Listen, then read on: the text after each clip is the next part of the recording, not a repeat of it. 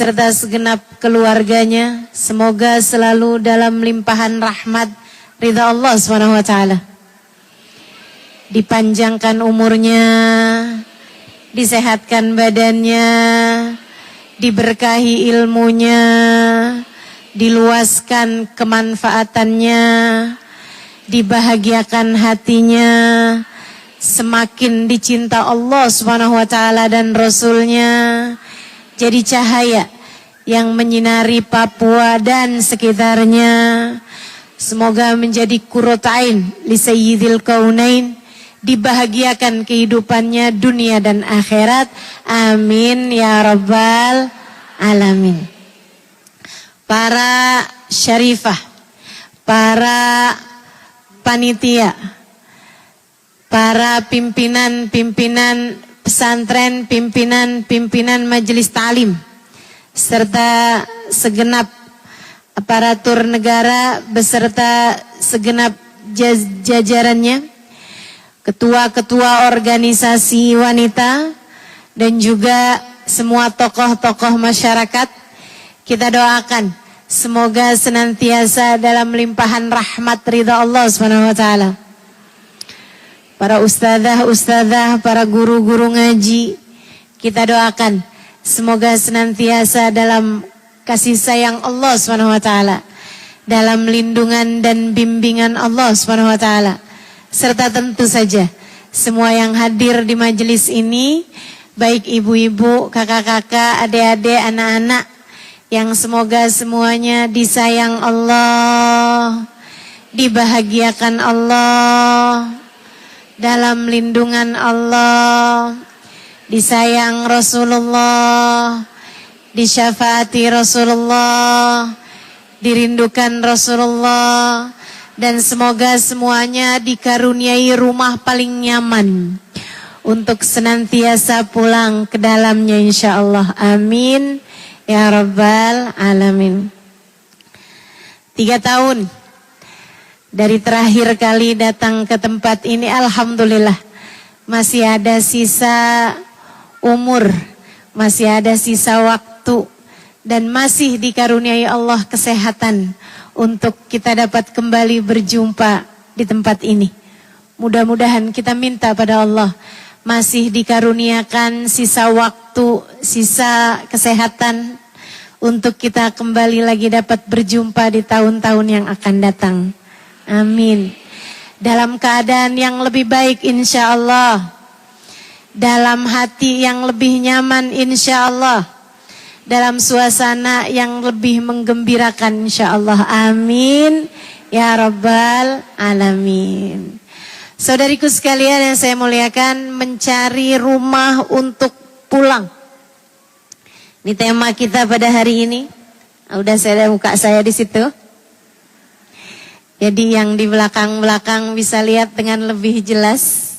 Saya udah latihan senyum cukup manis ini. Mudah-mudahan kita dapat senantiasa berjumpa dalam kebaikan, berpisah dalam kebaikan, dan masih senantiasa saling mendoakan dalam kebaikan. Amin ya rabbal alamin. Saudari-saudariku sekalian yang saya muliakan, rumah bukan hanya soal bangunan, tempat kamu buat pulang. Rumah bukan hanya tentang atap, melindungimu dari hujan, atau menghangatkanmu di saat sedang kedinginan. Rumah lebih tentang tempat hatimu merasa nyaman. Rumah lebih tentang kenyamanan. Karenanya orang yang hatinya tidak merasa nyaman saat sendirian, ia tidak akan pernah dapat merasa nyaman saat berada dimanapun, kapanpun, dan bersama dengan siapapun. Maka kajian kita pada hari ini lebih tentang bagaimana kita bisa dikaruniai hati yang merasa nyaman bahkan saat sendirian. Sebab seperti yang tadi telah saya sampaikan, orang kalau hatinya nggak nyaman saat dia sedang sendiri, bersama dengan siapapun dia tetap tidak akan merasa nyaman. Dan orang kalau hatinya nggak nyaman ketika dia sedang sendirian, dia tidak akan merasa nyaman di tempat manapun. Rumah untuk pulang bukan hanya soal bangunan, melainkan soal hati yang dapat merasa nyaman.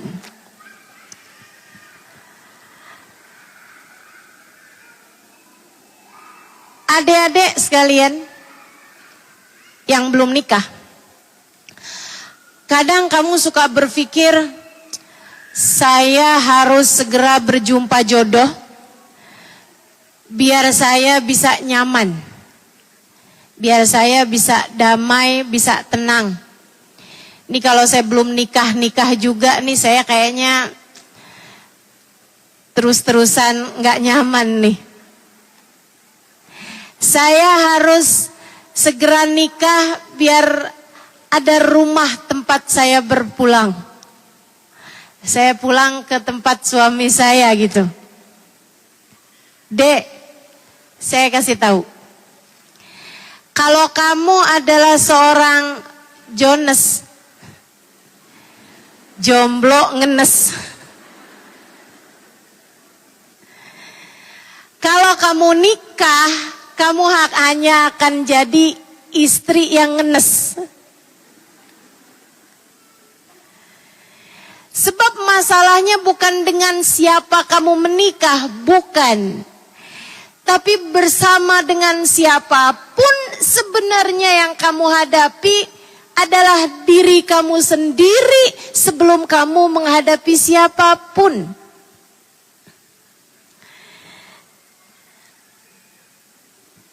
Kak, kalau kamu adalah seorang perempuan yang selalu merasa sedih, selalu merasa nggak nyaman, selalu merasa si paling merana.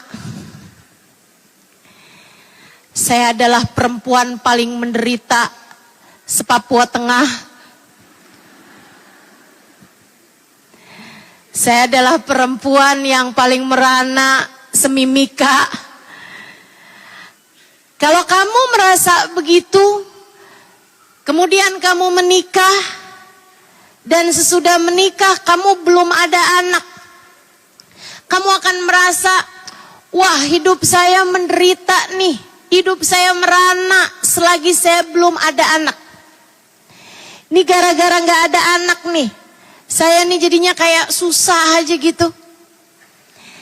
Saya harus punya anak agar saya menemukan rumah, agar saya mendapatkan rumah tempat saya kembali, tempat saya pulang. Kalau ada anak, saya pulang dari mana ke rumah, saya akan mendapati tawa anak-anak saya akan mendapati kebahagiaan mereka, sehingga saya akan menjadi seorang yang berbahagia dengan keberadaan anak. Selagi saya belum ada anak, saya selalu merasa kesepian, saya selalu merasa kurang.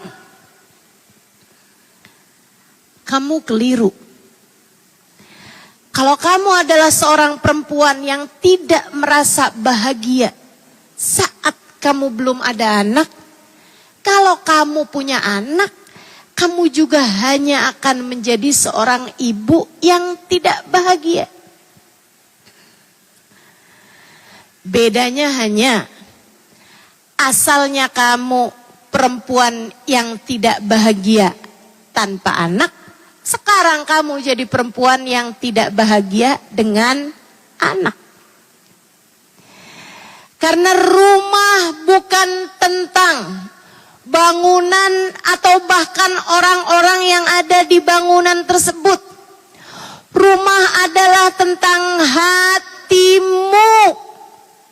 Rumah adalah tentang saat kamu merasa nyaman dengan dirimu sendiri, untuk kemudian rasa nyaman tersebut ketika besar ia akan menular. Sesuatu itu kalau parah ia akan bisa menular. Ingat zaman Covid dulu? Kalau kamu Covid-nya itu rendah aja, virusnya itu nggak cukup tinggi, kamu hanya akan terjangkit tanpa menularkan kepada orang. Tapi kalau virus yang masuk dalam dirimu itu besar, tinggi, parah, maka pada saat itu virus tersebut akan menular kepada yang ada di sekelilingmu. Demikian pula dengan kenyamanan dan kebahagiaan. Ketika kebahagiaan tersebut sedikit, ia hanya akan cukup untuk diri sendiri. Apalagi jika sedikit yang bahkan tidak mencukupi untuk diri sendiri, tidak akan bisa ditularkan kepada yang lain. Maka saya menyarankanmu, wahai muslimah, wahai mukminah, carilah rumah ternyaman di dalam dirimu, hingga ketika ia besar, ia akan mencukupimu. Bahkan ketika ia membesar lagi, ia akan dapat menularkan kepada yang ada di sekelilingmu. Ketika kamu adalah seorang perempuan yang selalu dapat pulang ke dalam hatimu sendiri, ketika kamu adalah seorang wanita yang nyaman dengan dirimu, yang nyaman dengan hatimu, maka ketika menikah, kamu hanya akan menjadi seorang perempuan yang membuat hati suamimu merasa nyaman denganmu. Dan ketika kamu kemudian melahirkan anak-anak, anak-anak akan menjadi orang-orang yang menjadikan dirimu sebagai rumah paling nyaman dalam kehidupan mereka. Yuk, belajar mencari rumah paling nyaman untuk pulang, dan itu ada di dalam hatimu sendiri. Yuk nih, cari-cari kebahagiaan di dalam diri. Yuk, belajar buat jadiin hati sebagai rumah ternyaman. Kalau hatimu bahagia, kalau hatimu nyaman, kalau hatimu menyenangkan, kamu akan merasa berada di taman berbunga. Meski andai sejatinya kamu berada di gurun Sahara sekalipun. Namun sebaliknya, hati yang tidak merasa nyaman, hati yang tidak bahagia, hati yang sedih, gundah, galau, gulana, merana, menderita, ia akan merasa berada di dalam penjara meskipun andai sejatinya badannya berada di dalam hotel bintang 5 sekalipun. Semuanya letaknya ada di dalam hatimu sendiri. Orang yang tidak nyaman dengan hatinya, dimanapun dia berada, ia tidak akan merasakan kenyamanan. Semuanya kembali ke dalam diri sendiri. Bagaimana Ustazah? Nyarinya nih Ustazah. Saya sih Ustazah kayaknya masalahnya sama saldo di rekening deh. Kalau transferan udah masuk, hati saya tenang, ya saya merasa bahagia Ustazah. Tapi kalau udah dompet menipis, Kalau udah melihat saldo bikin nangis. Apalagi ditambah dengan tagihan sana, tagihan sini. Ya Allah Ustazah, gimana mau seneng coba. Saat itu sih saya gak bisa disenggol itu. Ngelihat suami bawaan pengen marah, ngelihat anak-anak. Rasanya pengen saya masukin kembali ke perut saya.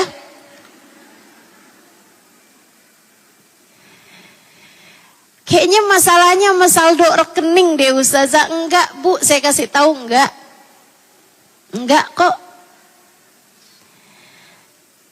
Ada banyak orang-orang di atas muka bumi ini punya uang cukup banyak, tapi tetap aja hidupnya merasa menderita. Saya juga bahkan ketemu orang-orang yang uangnya nggak seberapa, tapi hatinya luas luar biasa. Bahagia aja. Senyumnya bahkan tidak hilang dari bibir mereka. Saya pernah selagi saya di Tarim, saya diajak seorang kawan untuk berkunjung ke rumah seorang tukang jahit. Saya bilang, biasanya orang kalau ngajakin saya, kita mau ketemu ulama atau sekurangnya ketemu wanita solehah, ahli ibadah. Baru kali ini saya bilang saya diajakin ke rumah tukang jahit. Kawan saya bilang, tukang jahit bukan sembarang tukang jahit. Saya jawab cakep. Dia bilang ini bukan pantun. Dia bilang saya akan bawa kamu ke tukang jahit yang bukan sembarang tukang jahit. Saya bilang emang kenapa dia? Kamu pergi aja nanti kita akan tahu. Kamu akan tahu apa yang saya maksudkan. Berangkatlah kami ke rumah orang tersebut. Dari depan saya udah mulai kedengeran suara mesin jahit. Ya wajar namanya rumahnya tukang jahit. Kalau yang saya dengar suara mesin las baru aneh kan. Saya pun masuk tapi suaranya lain gitu. Enggak kayak suara mesin jahit pada umumnya. Kayak ada suara yang berbeda gitu. Pikir kenapa nih kok bisa suaranya lain gitu. Ketika saya semakin masuk ke dalam rumah tersebut barulah saya paham apa bedanya. Dia adalah seseorang yang sambil menjahit lisannya tidak berhenti berzikir menyebut nama Allah. Jadi sambil berzikir dia baca la ilaha illallah. Terus gak berhenti. Sebanyak dan sepanjang jahitnya, sepanjang itu pula zikirnya. Dan saya lihat tuh kayak ritmenya sampai jadi nyambung gitu. Antara ritme jahitnya sama ritme zikirnya. Kayak kalau lagi pelan la ilaha illallah, la ilaha illallah, la ilaha illallah, la ilaha illallah, la ilaha illallah. Oh, udah mulai kenceng la ilaha illallah, la ilaha illallah, la ilaha illallah, la ilaha illallah, la ilaha illallah, la ilaha illallah, la ilaha illallah. Saya liatin aja ya Allah. Kemudian saya sadari satu hal. Dia sibuk berzikir sambil menjahit dan tentu saja ada malaikat raqib di sana yang pastinya juga sedang sibuk menulis zikir-zikiran dia yang tanpa henti tersebut.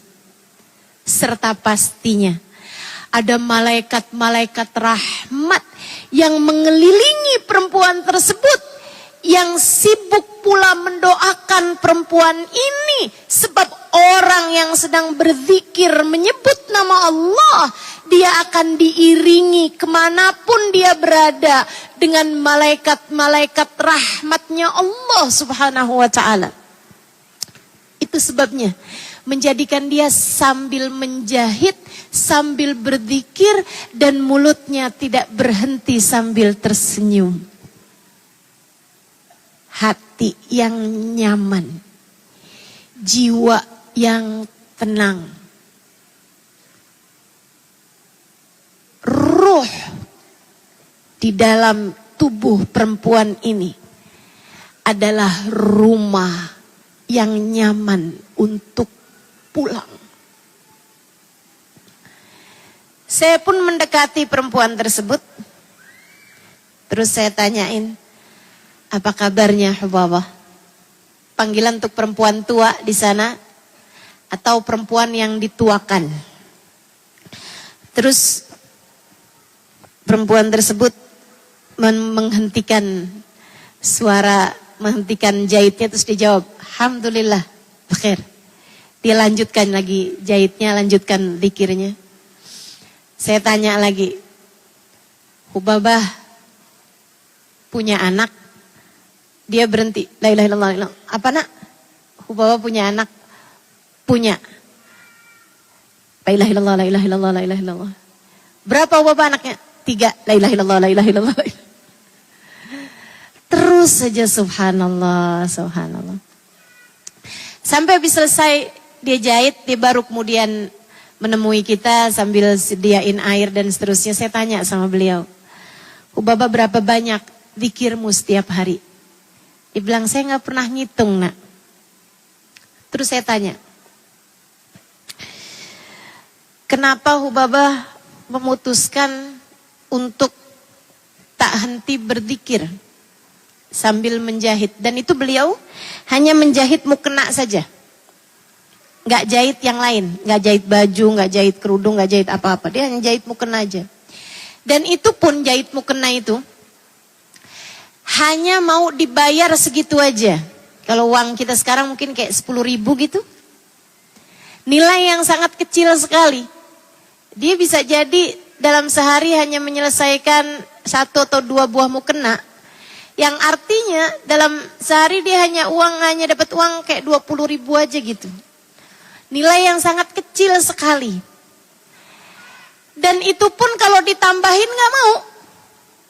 Saya sampai nanya sama beliau gitu, kenapa gak mau gitu. Dia bilang, takutnya kalau dibayar mahal-mahal saya gak lagi dapat sisa pahala dari mukena yang dipakai sama orang-orang itu. Dia jawabnya begitu. Terus beliau pun ketika saya tanya kenapa memutuskan untuk selalu berzikir sambil menjahit, beliau bilang, hidup cuman sekali kan nak. Kalau tidak saya gunakan waktu saya untuk berzikir, hidup yang mana lagi yang akan saya gunakan untuk menyebut-nyebut namanya, untuk menghadirkan dia dalam lisan maupun dalam hati saya. Saya merasa sayang jika waktu saya tidak saya gunakan untuk menyebut-nyebut namanya. Masya Allah, Masya Allah. Tukang jahit ya, tapi hatinya. Ini kayaknya kalau ada orang yang masuk surga sama mesin-mesin jahitnya, kayaknya dia deh nih. Masuk surga sama mesin-mesin jahitnya kayaknya ini ya. Masya Allah. Saudaraku sekalian yang saya muliakan, orang-orang yang bahagia, orang-orang yang mendapati hatinya sebagai rumah tempat dia pulang. Dan hati ini kan dimanapun aja berada gak bisa kita tinggalkan teman-teman. Hatimu gak bisa kamu tinggalkan dimanapun saja kamu berada. Mau di sini ya hatinya juga kan kita bawa nih. Mau kita pulang ke rumah, hati kita juga kita bawa. Di jalan hati kita juga kita bawa. Bersama dengan suami, bersama dengan anak, bersama dengan orang tua kita. Berhadapan dengan kawan-kawan kita, berhadapan dengan banyak orang. Berhadapan dengan tetangga, berhadapan dengan anak kecil. Dengan orang yang jauh lebih tua, berhadapan dengan orang-orang yang tidak kita kenal di jalan-jalanan. Sebelum kita menghadapi siapapun, sebenarnya yang kita hadapi adalah hati hati kita sendiri. Maka kalau ada orang yang merasa nyaman dengan hatinya, kalau ada orang yang berasa bahagia dalam jiwanya, tenang dalam ruhnya, ia akan menjadi seseorang yang tenang, damai, bahagia dimanapun saja dia berada, sedang bersama dengan siapapun dia ada. Makanya kalau ada orang lagi di pengajian gak nyaman, saya gak suka nih sebelahan sama orang ini nih. Terus kamu mau sebelahannya sama siapa? Sama yang itu aja. Oh tapi saya gak suka sama sebelahnya dia lagi tuh.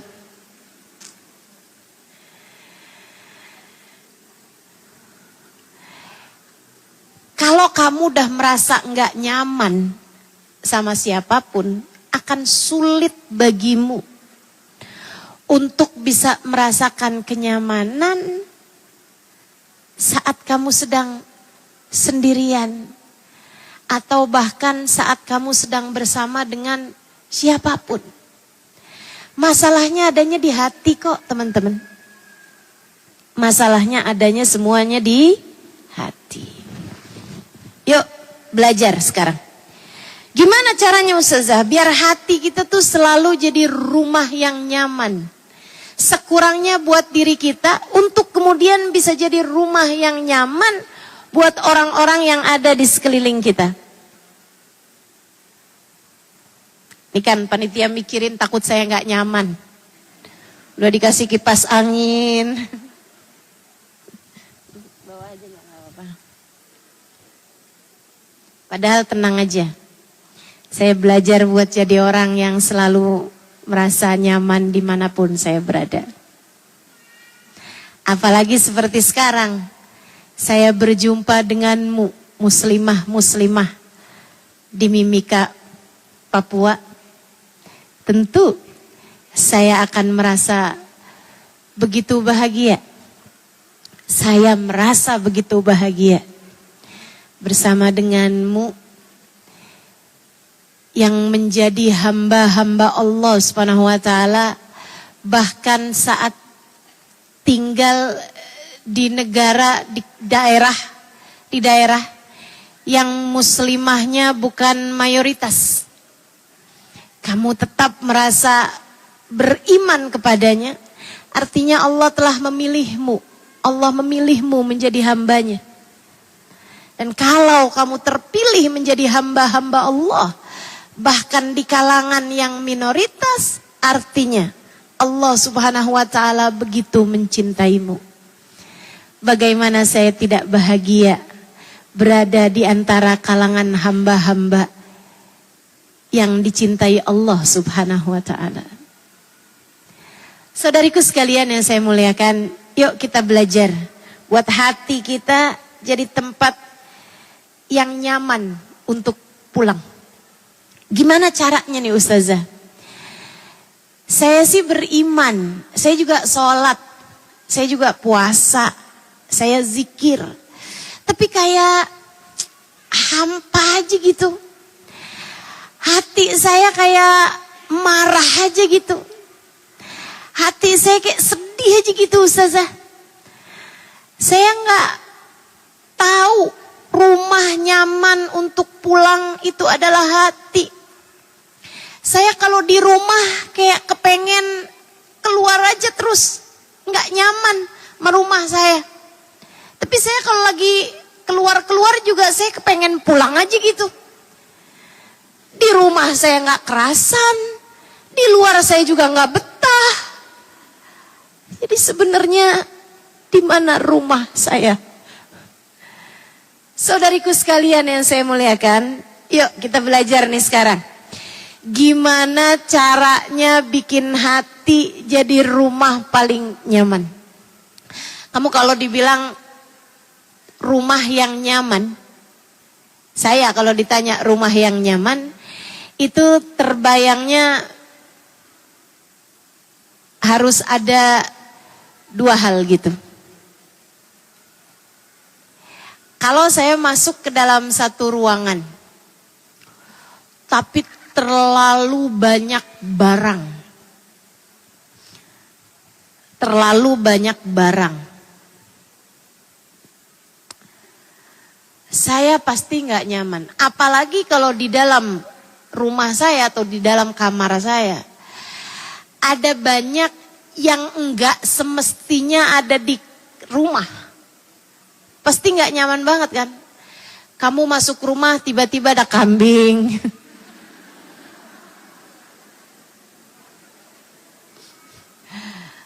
Kamu masuk kamar tiba-tiba ada ayam. Ada bebek gitu. Gimana tuh? Pasti kamu nggak akan nyaman kan? Atau terlalu banyak barang. Betul gak? Ada koper tumpang tindih di kamar. Ada banyak barang-barang gitu di kamar kamu. Sofa, jumpalitan di kamar. Pasti gak nyaman. Jadi caranya bikin tempat jadi nyaman, keluarkan yang semestinya tidak ada di sana. Keluarin yang semestinya tidak ada di dalam sana.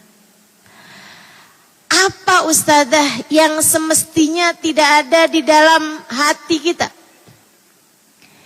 Itu yang paling utama buat kamu keluarkan. Saudaraku sekalian yang saya muliakan, nomor 1 yang harus kamu keluarkan di dalam hati kamu adalah kebencian. Kebencian. Kamu tidak pernah diizinkan Allah untuk membenci siapapun selain satu aja. Yang kamu boleh benci itu cuma satu. Namanya setan. Kata Allah dalam Al-Quran, A'udzubillahi minasyaitonirrajim, Innasyaitana lakum aduun fattakhiduhu aduwa. Sesungguhnya setan adalah musuh kalian, maka jadikanlah dia musuh. Yang diizinkan Allah buat kamu musuhi, yang diizinkan Allah buat kamu perangi, yang diizinkan Allah untuk kamu benci, hanya satu, namanya setan. Jadi kalau kamu lihat hatimu, saya benci sekali sama mertua saya. Wow.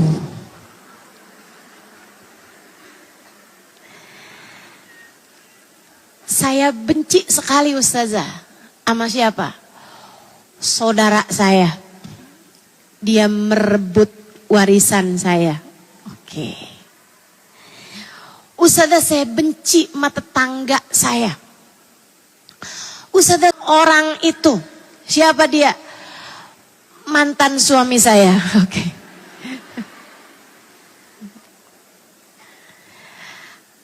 Siapapun aja yang kamu benci, kamu tanya, dia setan bukan?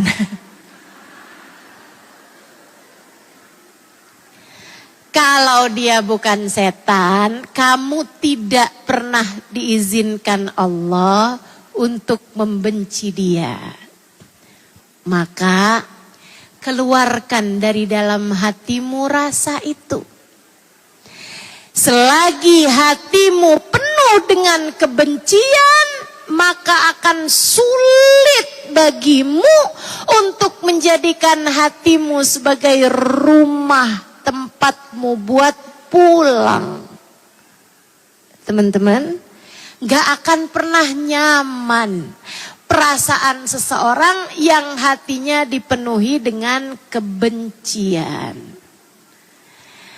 Rumahmu adalah hatimu. Dan kalau ia dipenuhi dengan kebencian, hatimu akan menjadi neraka, bukan surga.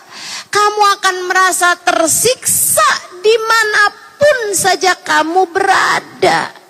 Percayalah saya.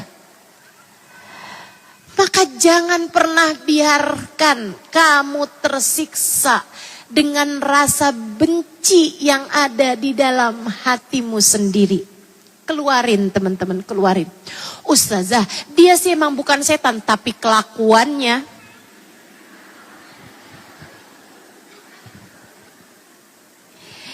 Gimana caranya Ustazah, biar saya nih hatinya nggak benci?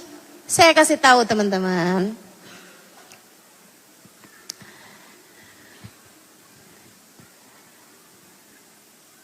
Rasa hatimu itu sebenarnya tidak dipengaruhi oleh perilaku orang lain.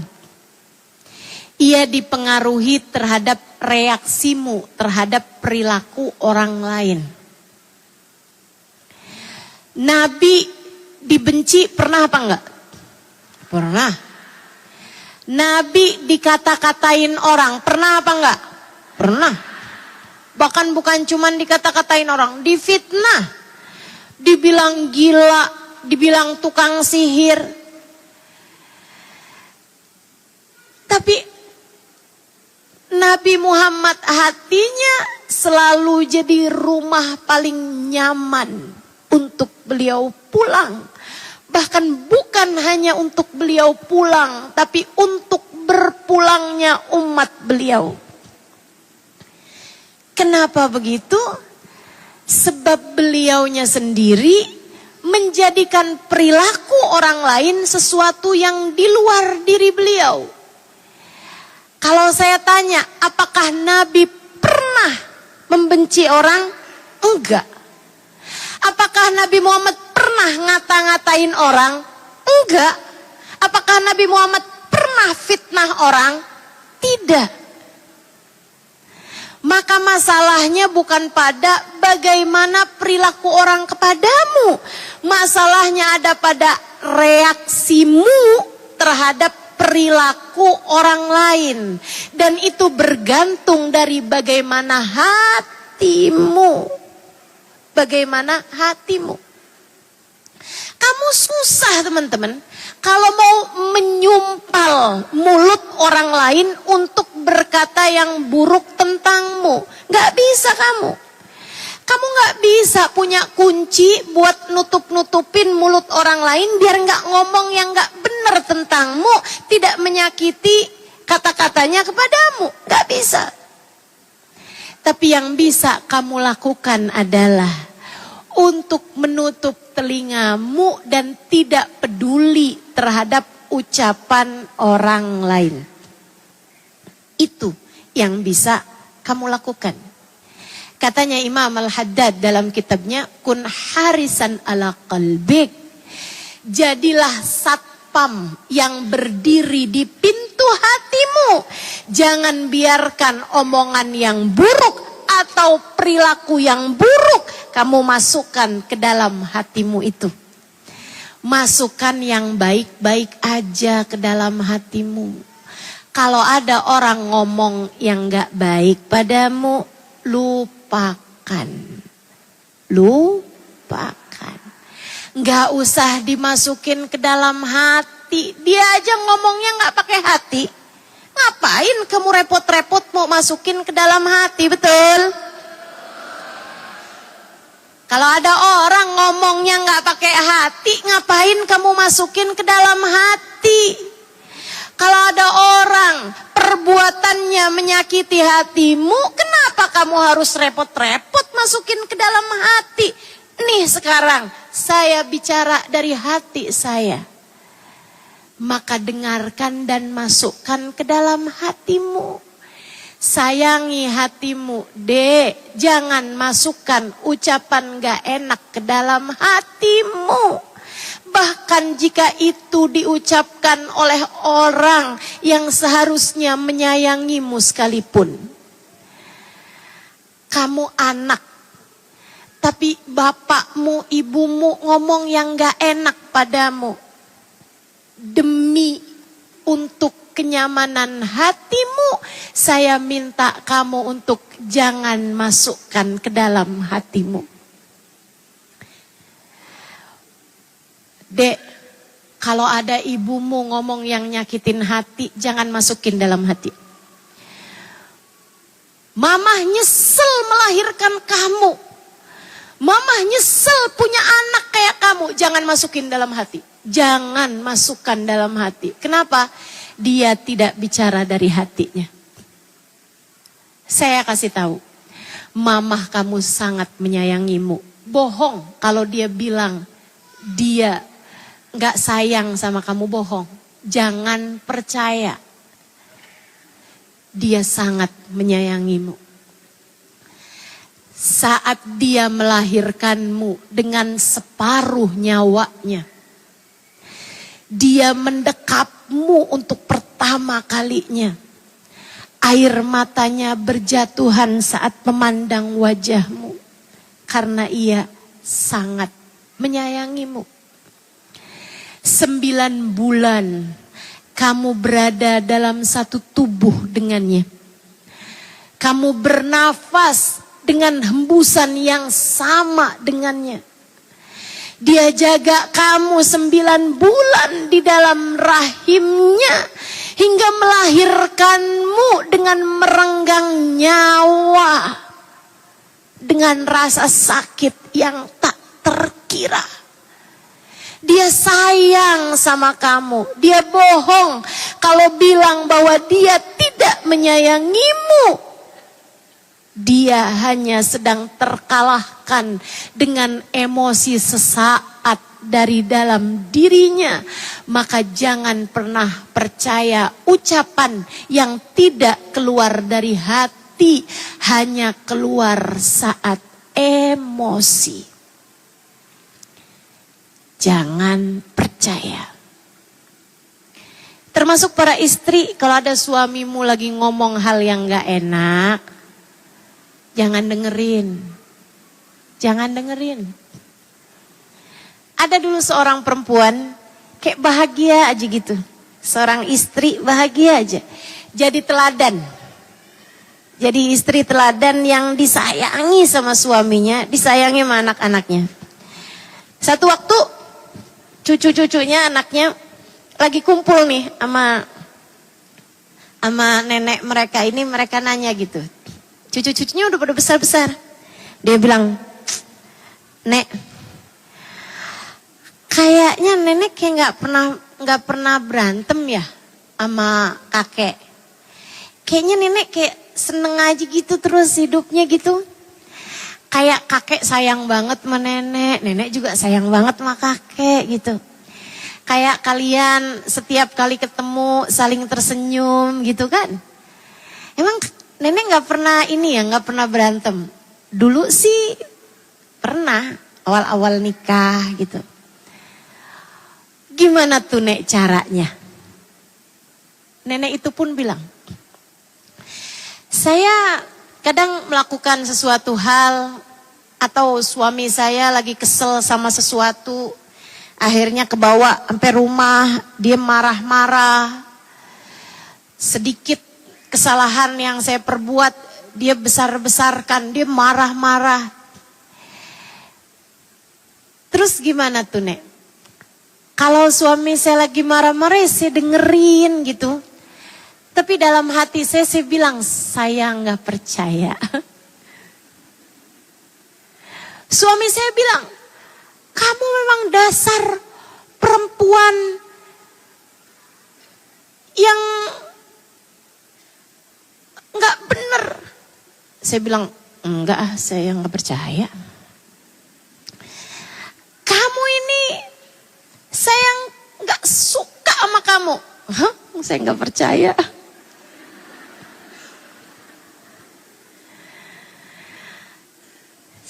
"Saya rasa saya nyesel nikah sama kamu." Saya dengerin tapi dalam hati saya, Allah, saya nggak percaya. Kamu seneng aja kok nikah sama saya. Tiap kali suami saya ngomong sesuatu hal yang buruk kepada saya Saya dengerin tapi saya nggak percaya. Kenapa gitu, Nek? Kenapa Nenek nggak percaya? Karena dia tidak berbicara dari hatinya, dia hanya berbicara dari emosinya. Saya tidak mau percaya setan. Orang kau lagi marah, mulutnya dikendalikan sama setan, dan saya nggak percaya sama setan. Jadi saya dengerin tapi saya nggak percaya. Sampai suami saya udah diem, selesai, saya akan pergi ke dapur.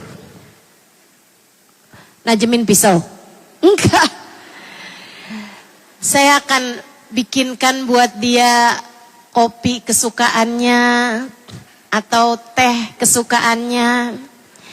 Saya akan buatkan makanan kesukaan dia. Tambah sedikit sianida, enggak usah. Dia bilang saya pun akan suguhkan kepadanya kayak enggak terjadi apa-apa.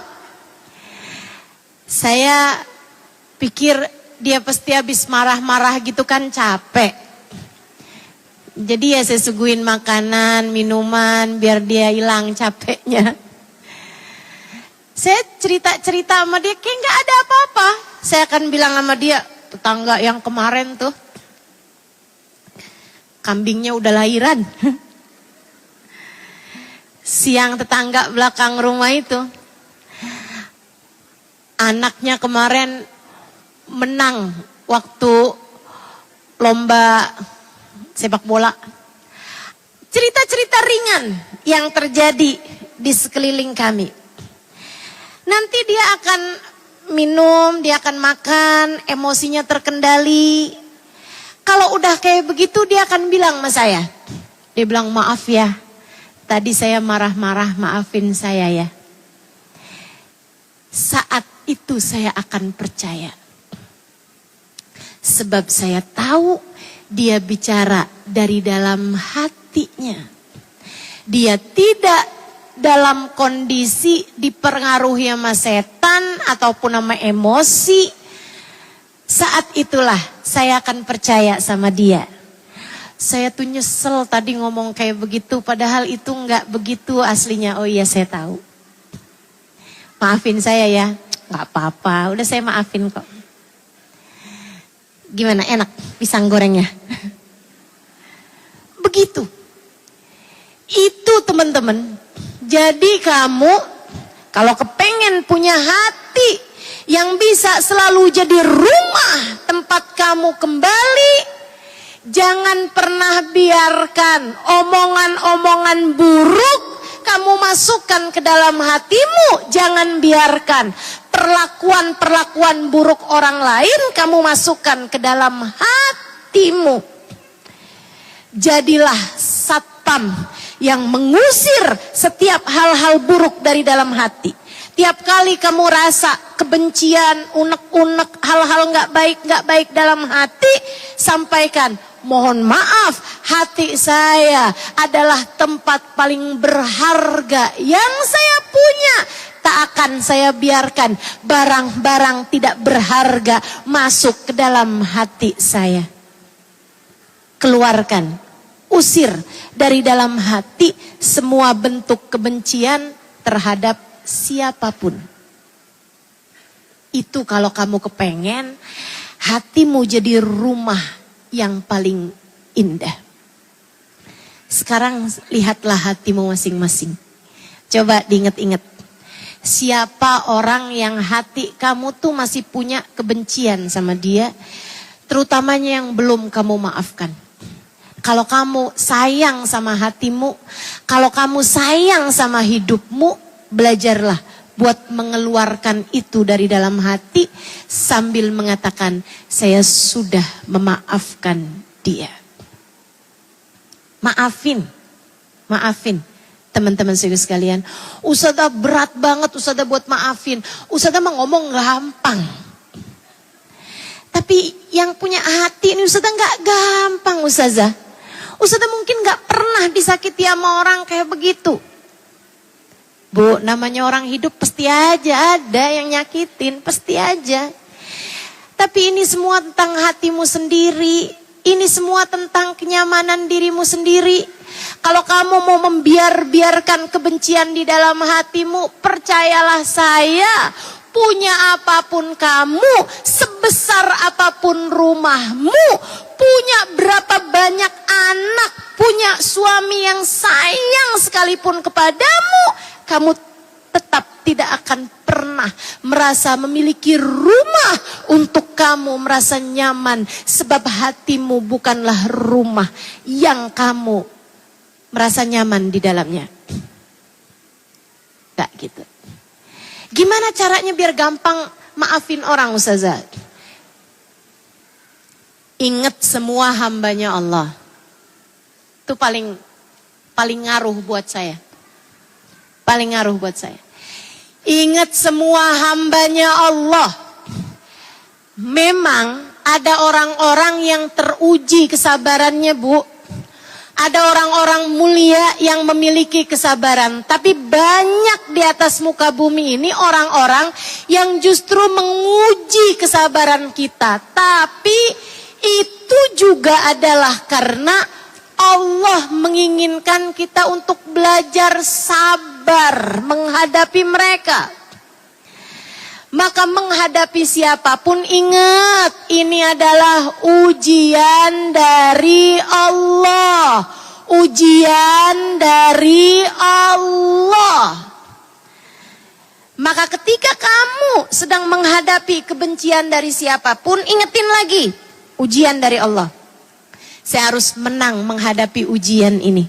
Jadi orang lagi marah-marah, hati kamu tetap saya maafin ya Allah. Yang kali ini ujiannya harus bisa saya jalanin, harus bisa saya lewatin. Ya Allah, Engkau sedang mengujiku ya Allah. Ada orang-orang yang marah di hadapanku ya Allah. Ya Allah, mampukan saya menghadapi ujian ini ya Allah. Terus begitu dengan cara itu. Kamu melihat semua yang ada ini adalah hamba-hamba Allah, ciptaan-ciptaan Allah. Untuk Allah Subhanahu wa ta'ala mengujimu dengan cara itu. Insya Allah lebih mudah untuk menghilangkan kebencian di dalam hati. Usir jauh-jauh kebencian di dalam hatimu. Ingat, tak ada apapun terjadi kecuali dengan izin Allah. Ingat, semua makhluk, semua manusia adalah hambanya Allah. Ingat, saudariku sekalian yang saya muliakan, kisahnya Robiah Al-Adawiyah ketika rumahnya dimasukin maling.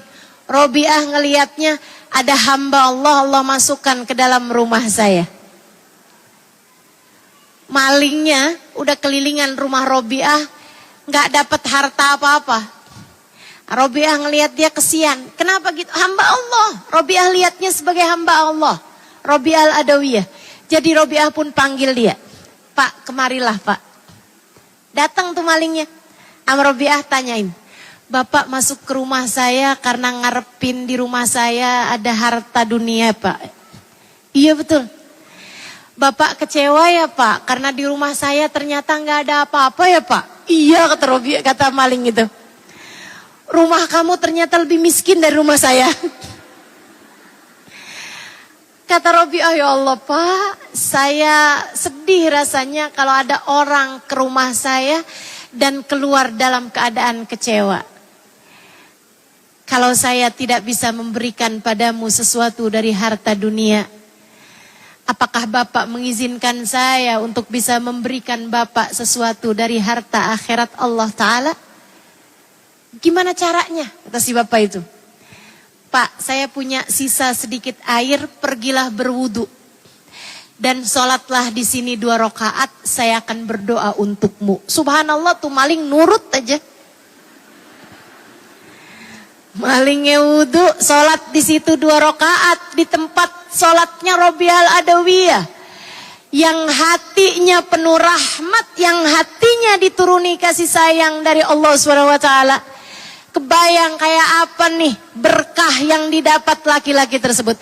Habis selesai dia sholat, Robiah Adawiyah angkat tangannya. Ya Allah, ada hambamu. Buat Robiah nggak ada beda antara tamu sama pencuri. Buat Robiah nggak ada bedanya antara orang masuk dengan izin atau tanpa izinnya. Sebab semuanya hambanya Allah. Dan Robiah faham tak ada kejadian kecuali dengan izin Allah. Habis dia selesai sholat, Robiah Adawi angkat tangannya doa. Ya Allah, ada hambamu, kau masukkan ke dalam rumahku menginginkan sesuatu dari harta duniamu. Ya Allah, maafkan Robiah, tidak dapat memberikan sesuatu dari harta dunia. Ya Allah, kalau dia terhalang dari harta duniamu, jangan halangkan dia dari harta akhiratmu. Jadikan dia salah satu penghuni surgamu. Ampuni dosa-dosanya ya Allah. Tutupkan aib-aibnya, masukkan dia ke dalam surgamu ya Allah. Bu, doanya Robiah kan tentu mustajab. Dia seorang waliyah min auliyaillah. Tuh orang masuk jadi maling, keluar jadi ahli surga. Kalau orang ke rumah kita jadi maling, keluarnya babak belur barangkali. Yuk belajar. Belajar punya hati jadi rumah. Tempat diri sendiri merasa nyaman. Dan tempat orang-orang di sekelilingmu merasa nyaman. Caranya dengan usir kebencian dari dalam hatimu. Keluarkan kemarahan yang ada dalam dirimu. Dengan cara ingat. Semua manusia hambanya Allah. Tak ada apapun kejadian dapat terjadi kecuali dengan izin Allah. Maka dengan segala kekuatan hatimu ucapkanlah raditu billahi rabba. Ya Allah, aku ridho Engkau sebagai Tuhanku. Kita ucapkan dengan penuh ketulusan hati. Alhamdulillahi rabbil alamin. Alhamdulillah lakulli hal. Terima kasih ya Allah atas kejadian apapun yang datang dalam kehidupanku. Terima kasih ya Allah kepada Engkau Tuhan seru sekalian alam. Tuh, kalau pengen hatimu jadi tempat paling nyaman, keluarkan yang gak pantas ada di dalam hati. Apalagi teman-teman saudaraku sekalian, nih rumah, kalau ada kebenciannya artinya ada sesuatu yang gak pantas ada di dalam rumah tersebut, kamu taruh di dalam rumah, itu bakalan gak nyaman. Atau rumah kalau kebanyakan barang, kan jadinya gak nyaman, betul? Betul? Kamar kamu, kalau di dalam kamarnya ada kompor, jalan sedikit aja, di dalam kamar kamu itu ada mesin tik zaman dulu tuh, yang udah mati bahkan, udah gak bisa hidup lagi. Dikit jalan lagi ada kulkas, dikit jalan lagi ada mesin cuci, dikit jalan lagi ada, semuanya dalam kamar, sampai kamu gak bisa jalan. Betah apa enggak dalam kamar itu? Kamu gerak sedikit, koper-koper pada jatuh. Kamu gerak sedikit lagi ada buku-buku pada berjatuhan. Enggak nyaman teman-teman sekalian. Jadi kalau kamu kepengen hatimu jadi tempat yang nyaman, nih dengerin saya. Jangan terlampau banyak dunia dalam hatimu. Selagi hatimu masih dipenuhi dengan cinta terhadap dunia, maka hatimu tidak akan pernah jadi tempat nyaman di dalam hatimu tersebut. Lagi pula, selagi cintamu terhadap harta, selagi ambisimu terhadap dunia, selagi cintamu kepada manusia begitu besar sekali, cintamu kepada suamimu sangat besar, cintamu kepada anak-anakmu sangat besar, cintamu kepada rumah, kepada harta, kepada mobil, kepada uang, kepada jabatan, kepada pandangan manusia begitu besar di dalam hatimu, maka akan sulit hatimu untuk bisa merasakan cinta Allah di dalam hatimu itu.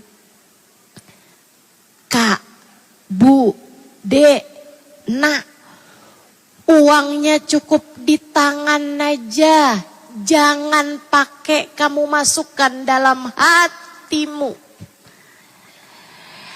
Tas yang kamu punya cukup kamu bawa aja. Di tanganmu aja, nggak usah kamu masukkan ke dalam hatimu. Sendal sepatu yang kamu punya cukup kamu pakai di kaki aja, nggak usah masukin dalam hati. Gelang yang kamu punya pakai di tanganmu aja, nggak usah kamu masukkan ke dalam hati. Cincin yang kamu pakai cukup di jari, nggak usah masuk dalam. Kalau segala-gala dari urusan dunia kamu masukkan dalam hati, percaya saya, ini yang akan menyiksa hatimu. Akhirnya pandanganmu di dunia ini cuman urusan harta melulu. Yang kamu pikirin harta melulu. Dan itu bakalan bikin hidup kamu gak nyaman. Bakalan hidup kamu jadinya tersiksa. Dari bangun tidur udah mikirin angka aja. Dari bangun tidur sampai tidur lagi terus aja angka mulu yang kamu pikirin di dalam kepalamu itu. Tiap lihat suami yang kamu pikirin juga urusan udah transfer belum? Ngelihat anak-anak yang kamu pikirin duit. Ngelihat siapa yang kamu pikirin duit. Ya Allah, Bu. Bakalan bikin hidup kamu tersiksa. Bakalan bikin hidup kamu menderita. Susah kalau kayak begini nih. Apalagi kalau akhirnya kamu beli sesuatu hal yang kamu bahkan gak punya uangnya. Akhirnya kamu berhutang. Ada yang begitu? Ada yang begitu? Di Mimika sini ada yang begitu? Ngambil pinjol akhirnya pusing sendiri, ada yang begitu? Saya sedih sekali kalau baca berita-berita di mana-mana. Perempuan-perempuan yang ngambil pinjol akhirnya nggak bisa bayar. Sampai ada yang bunuh diri. Innalillahi wa inna ilaihi. Sering saya sampaikan di mana-mana tempat. Sesedikit apapun uangmu cukup untuk membiayai hidupmu. Namun sebanyak apapun uangmu gak akan cukup untuk membiayai gaya hidupmu. Maka kalau pengen hidupmu tenang, hatimu damai, rumahmu, hatimu jadi rumah tempatmu berpulang, hidup jangan banyak gaya. Jelas? Enggak semua warna kerudung harus kamu punya. Enggak semua warna baju harus kamu punya. Sampai suaminya bingung diajakin kondangan, saya nggak punya baju. Lah itu lemari isinya donat bagaimana? Teman-teman saudariku sekalian yang saya muliakan, ayolah belajar. Kurang apa baginda kita mencontohkan? Semuanya masalahnya tinggal bagaimana kamu gak masukin ke dalam hati. Yuk belajar buat gak masukin dalam hati. Katanya Nabi Muhammad, dengerin. Katanya Nabi Muhammad, izhad fid dunya yuhibbukallah, wazhad fima fi aidin nas yuhibbukan nas. Kamu kalau hatimu nggak gede cinta dunianya, kalau kamu bisa zuhud terhadap dunia, kamu akan dicinta Allah. Kalau kamu nggak kepengenan sama apa yang dipunya sama orang lain, kamu akan dicintai sama orang. Kata Nabi begitu. Maka belajar, pengen biar hati kita jadi tempat dicintanya Allah Subhanahu wa taala, keluarkan dari dalam hatimu semua cinta terhadap dunia. Ada orang yang cintanya sama harta sih gak seberapa, tapi cintanya sama manusia besar banget. Sampai suaminya pergi kemana diikutin aja. Kalau suaminya buka HP, matanya jadi panjang. Kalau suaminya lagi teleponan, telinganya yang jadi panjang. Ya Allah, kamu tersiksa sekali hidupnya. Kalau caramu kayak begitu, jangan bikin hidupmu tersiksa, Kak, Dek, Bu, Nak, jangan. Segala sesuatu letakkan sesuai dengan porsinya. Keluarkan dari dalam hatimu semua yang gak semestinya di dalam hati. Cinta terhadap dunia gak pantas ada di dalam hati kita. Kemudian cara terakhir, ada 2 cara. Keluarkan dari dalam hatimu yang gak pantas untuk ada di dalam hati, yaitu kebencian terhadap siapapun, dan yang kedua, rasa cinta terhadap yang tidak semestinya dicinta. Dan cara yang keduanya adalah dengan memastikan di dalam hatimu ada yang semestinya hadir di dalam hati. Yang semestinya ada dalam hati, jangan sampai gak ada dalam hati. Kamu pengen hatimu jadi rumah tempatmu berpulang, maka pastikan di dalam hatimu ada yang semestinya ada dalam hati. Apa? Bukan apa, tapi siapa? Siapa yang semestinya ada dalam hati kita? Allah dan Rasulnya. Allah dan Rasulnya. Dan apapun serta siapapun yang mendekatkanmu kepada Allah dan Rasulnya. Pastikan ada di dalam hatimu Allah dan Rasulnya. Jangan biarkan Allah hilang di dalam hatimu. Jangan biarkan Allah pergi dari dalam hatimu. Sebab itu adalah neraka yang sesungguhnya. Sebab itu adalah derita yang tak ada ujungnya. Ketika Allah sampai hilang dari dalam hatimu itu. Allahnya ada. Tapi kalau kamu tidak menyimpannya di dalam hatimu, hatimu jadi tempat yang tidak ada Allah di dalamnya. Orang yang paling bahagia hidupnya, yang ada Allah dalam hati mereka. Bu, saya banyak berjumpa sama mereka. Yang hidupnya selalu bahagia dalam keadaan apapun. Bahkan bisa memberikan kebahagiaan kepada siapapun yang ada di sekelilingnya. Kenapa? Sebab ada Allah bersama dengan mereka. Allah ada terus dalam hatinya. Mereka ingat tanpa jeda. Mereka hadirkan tanpa pernah lupa. Ada Allah dalam sehat mereka. Ada Allah dalam sakit mereka. Ada Allah dalam kaya mereka. Ada Allah dalam miskin mereka. Ada Allah saat mereka dipuja. Ada Allah saat mereka sedang dikecewakan. Ada Allah dalam hati mereka. Yang mereka ingat dalam tiap waktu, dalam tiap keadaan. Yang dengan itu hati mereka selalu nyaman. Dan jiwa mereka selalu menjadi rumah tempat mereka berpulang. Tuh kayak Robiah Adawiyah yang saya ceritakan. Yang bahkan saat malam, saat sedang ada maling masuk dalam rumah sekalipun, Allahnya gak pernah hilang.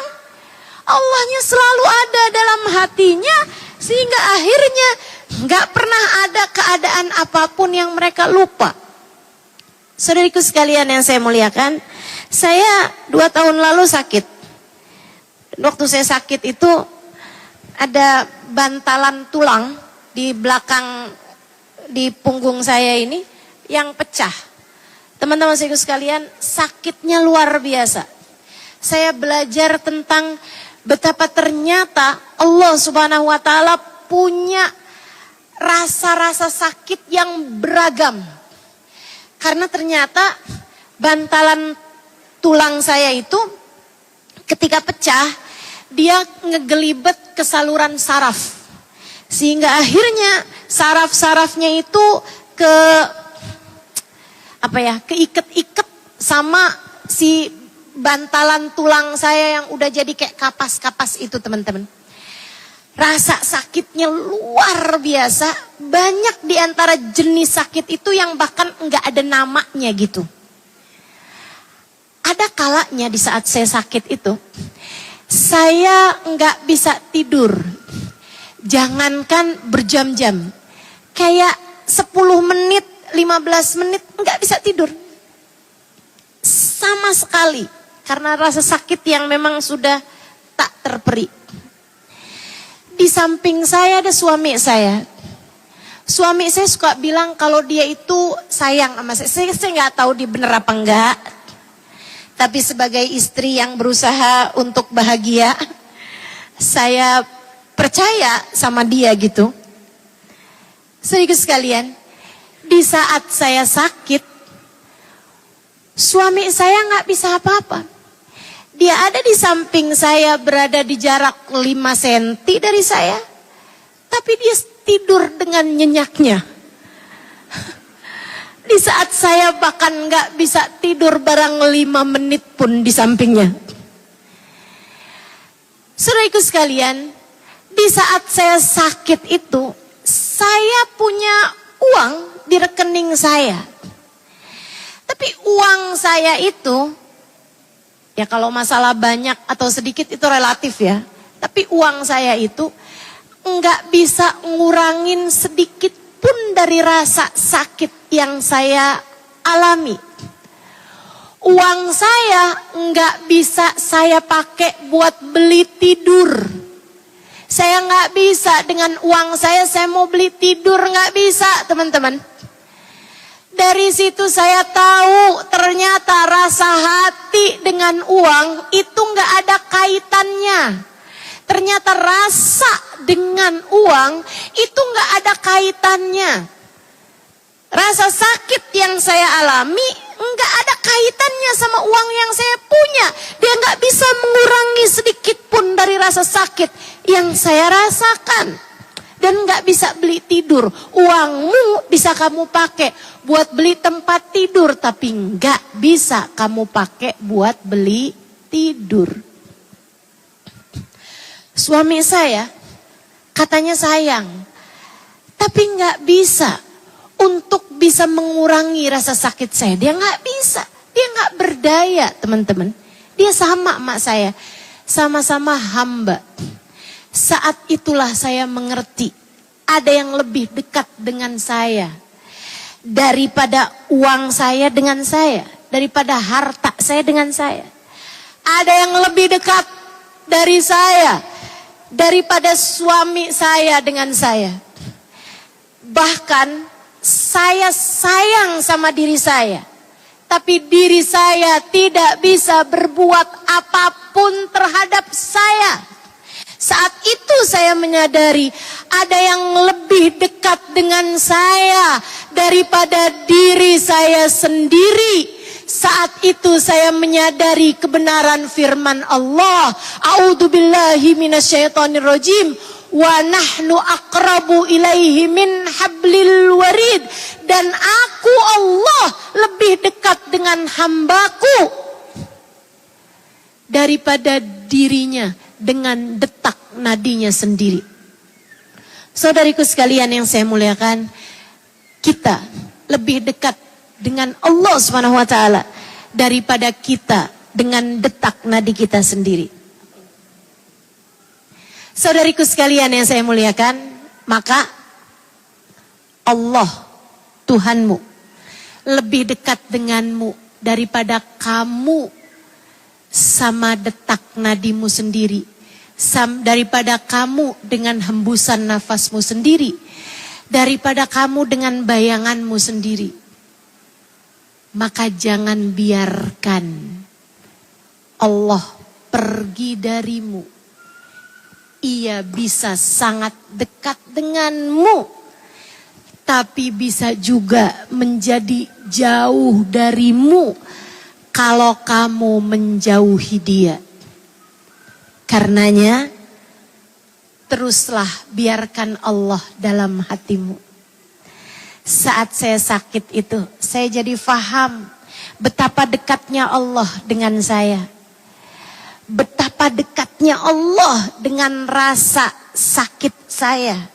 Betapa dekatnya Allah dengan tidur saya. Saya sama tidur saya itu ternyata jauh. Di saat saya kepengen tidur, nggak bisa tidur. Saya merasa sakit saya ternyata jauh. Betapa saya kepengen rasa sakit saya hilang, tapi nggak bisa juga. Ada yang lebih dekat daripada saya dengan rasa saya. Ada yang lebih dekat daripada saya dengan tidur saya. Ada yang lebih dekat daripada saya dengan bahagianya saya ataupun susahnya saya. Ada yang lebih dekat daripada saya dengan semua rasa saya, yaitu Allah. Maka Bu, Kak, Dek, Nak, hadirkan Allah dalam dirimu. Hadirkan Allah dalam hatimu. Ingat Allah untuk setiap waktumu. Hadirkan Allah dalam seluruh jiwamu. Saat itu hatimu akan menjadi begitu luas. Saat itu hatimu akan menjadi tenang, begitu damai. Sebab kamu kecil, namun bersamamu ada Allah yang maha besar. Sebab kamu hina, namun bersamamu ada Allah yang maha mulia. Sebab kamu begitu tak berdaya, namun bersamamu ada Allah yang maha perkasa. Namun kamu miskin, namun bersamamu ada Allah yang maha kaya. Kamu sakit, namun bersamamu ada Allah sang maha penyembuhnya. Saat itulah saya ingat Allah. Kemudian saya berbisik lirih dalam hati saya, Allah, Allah, Allah, jangan tinggalkan saya, Allah, Allah, Allah. Saya sakit namun bersamaku ada Engkau, Allah, Allah, Allah. Saya nggak bisa tidur, namun bersamaku ada Engkau, Allah, Allah, Allah, yang bisa memberikan apapun pada diri saya. Dan entah untuk kali yang keberapa, kemudian saya pun mulai jatuh tertidur. Allah untuk hidupmu, jangan sia-siakan Dia. Allah untuk dirimu, jangan sia-siakan Dia. Allah untuk tiap rasa hatimu, jangan tinggalkan Dia. Allah untuk tiap bahagia maupun kesedihanmu, jangan pernah tinggalkan Dia.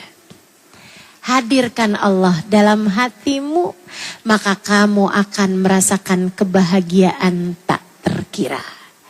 Selain daripada itu, hadirkan bagindamu Nabi besar Muhammad. Belajar buat mencintai Nabi Muhammad. Ustazah, kalau kita udah punya Allah, apa perlunya kita sama Nabi Muhammad? Bu, dengarkan saya. Allah cintanya sama Nabi Muhammad luar biasa. Dek, Allah sayangnya sama Nabi Muhammad luar biasa.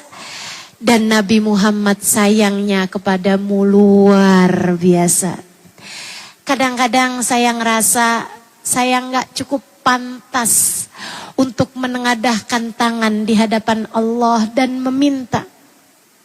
Terkadang saya merasa saya begitu hina untuk bisa menyebut-nyebut nama Allah Subhanahu wa taala yang begitu agung dan mulia. Saya perlu perantara. Saya perlu tangan untuk dapat membimbing saya. Saya perlu uluran tangan saya diterima dan disambut oleh seseorang yang begitu menyayangi saya. Dan dia begitu berharga di hadapan Allah. Dan alhamdulillah, tsumma alhamdulillah, kita punya Nabi Muhammad. Untukmu yang merasa saya begitu berdosa ustazah, apakah saya pantas untuk bisa mendekat kepada Allah Subhanahu wa taala dengan lumuran dosa yang begitu mengotori diri saya? Saya sampaikan padamu, kamu punya Nabi Muhammad. Kamu punya Nabi Muhammad.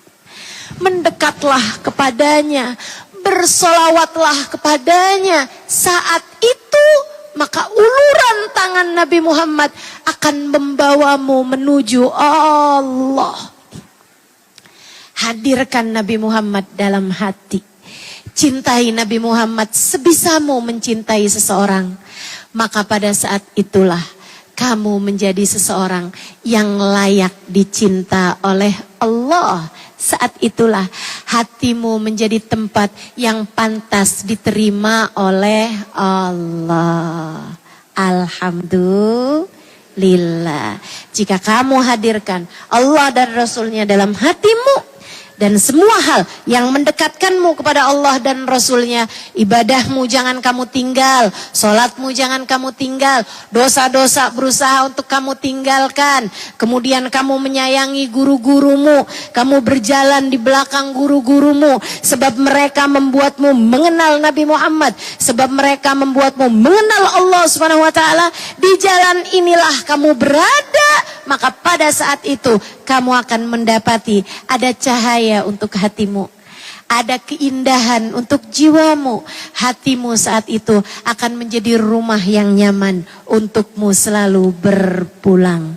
Ingatlah Allah senantiasa, hadirkan Nabi Muhammad dalam kehidupanmu, maka kamu akan lebih berbahagia.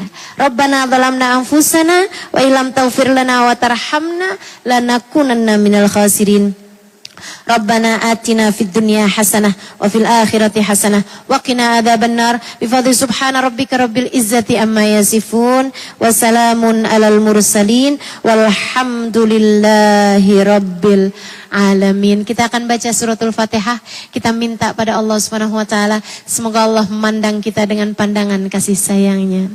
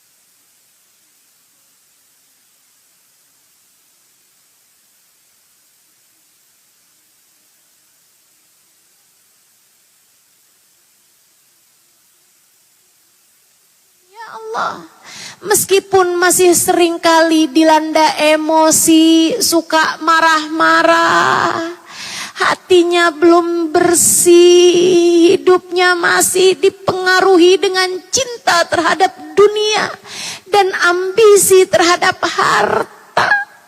Ya Allah, meskipun masih ada banyak yang haram-haram di dalam dirinya, kami mohon padamu ya Allah, dengan keberkahan majelis ini dan dengan keberkahan manusia paling agung baginda kami Nabi besar Muhammad, yang telah kami bacakan solawat dan salam padanya di majelis ini, kami mohon padamu ya Allah, berkenanlah ada untuk kami, berkenanlah hadir dalam hati kami ya Allah, dan jangan pernah tinggalkan kami. Ala hadhihi niyah wa bikulli niyatin salihah wa ila hadratin nabi al-fatihah. Kita baca bersama-sama. A'udzu billahi minasyaitonir rajim. Bismillahirrahmanirrahim. Alhamdulillahi rabbil alamin. Maliki yaumiddin, iyyaka na'budu wa iyyaka nasta'in, ihdinas siratal mustaqim, siratal ladzina an'amta 'alaihim, ghairil maghdubi 'alaihim waladdallin. Amin. Ya Allah, ampuni segenap dosa-dosa kami, tutupkan segenap aib-aib kami, karuniakan untuk kami kebersihan hati ya Allah, ya Allah, ya Allah. Kami dengar apa yang telah kami dengar ya Allah, namun bagaimana cara kami mengamalkannya tanpa bantuan-Mu, tanpa pertolongan-Mu, tanpa bimbingan-Mu ya Allah. Bimbing kami biar bisa jadi hamba yang baik. Bimbing kami untuk bisa mengusir semua kebencian dari dalam hati kami ya Allah. Bimbing kami untuk dapat memaafkan kesalahan siapapun yang pernah berbuat salah pada kami ya Allah. Bimbing kami untuk dapat membersihkan hati kami dari cinta terhadap dunia, dari ambisi terhadap harta. Ya Allah, usir jauh-jauh dari dalam hati kami ya Allah, rasa ujub, rasa dengki, rasa hasut, kesombongan, dan apapun yang menghalangkan hati kami dari-Mu ya Allah. Kami mohon pada kami ya Allah, jangan tinggalkan kami ya Allah. Jangan tinggalkan kami ya Allah. Jangan tinggalkan juga semua orang-orang yang kami sayangi ya Allah. Jangan tinggalkan kedua orang tua kami. Jangan tinggalkan saudara-saudari kami. Jangan tinggalkan suami kami. Jangan tinggalkan anak-anak kami. Jangan tinggalkan sahabat-sahabat kami. Jangan tinggalkan semua orang-orang yang kami sayangi ya Allah. Kami mohon padamu ya Allah, senantiasalah hadir untuk kami ya Allah. Jadikan kami hamba-hamba-Mu yang mudah mengingat-Mu ya Allah. Jadikan kami hamba-hamba-Mu yang tidak lupa padamu ya Allah. Jadikan kami hamba-hamba-Mu yang dapat khusyuk dalam sholat kami ya Allah. Jadikan kami hamba-hamba-Mu yang bisa ikhlas dalam ibadah kami ya Allah. Jadikan kami hamba-hamba-Mu yang mampu sabar menghadapi ujian dari-Mu ya Allah. Jadikan kami hamba-hamba-Mu yang berakhlak terpuji ya Allah. Jadikan kami hamba-hamba-Mu yang bisa jaga hati ya Allah. Jadikan kami hamba-hamba-Mu yang bisa jaga hati kami hanya untuk-Mu ya Allah. Jadikan kami hamba-hamba-Mu yang senantiasa mencintai-Mu dan mencintai Nabi Muhammad lebih daripada cinta kami terhadap apapun dan siapapun ya Allah. Kami mohon padamu bimbingan-Mu ya Allah. Kami mohon padamu cinta-Mu ya Allah. Kami mohon bimbingan-Mu dan kasih sayang-Mu ya Allah. Apabila datang ajal menjemput kami, matikan kami dalam husnul khatimah. Jadikanlah kalimat terakhir yang keluar dari lisan kami adalah kalimat La ilaha illallah. La ilaha illallah. La ilaha illallah Muhammadur Rasulullah sallallahu alaihi wasallam. Alaiha nahya wa alaiha namut wa alaiha nub'atu insyaallah ta'ala minal aminin alladzina la khaufun 'alaihim wa lahum yahzanun birahmatika ya arhamar rahimin. Ya Allah, berkahilah majlis taklim ini ya Allah. Berkahilah Ustazah Sonya dan Habib Helmi, berkahilah para ustazah di negeri ini ya Allah, di daerah ini ya Allah, dan daerah-daerah yang lainnya ya Allah. Kabulkanlah segenap hajat-hajat kami ya Allah. Bahagiakan kami untuk dunia dan akhirat kami ya Allah. Wassallallahu ala sayyidina Muhammadin wa ala alihi wa sahbihi wasallam. Bifadli subhana rabbika rabbil izzati amma yasifun. Wassalamun alal mursalin. Walhamdulillahi rabbil alamin.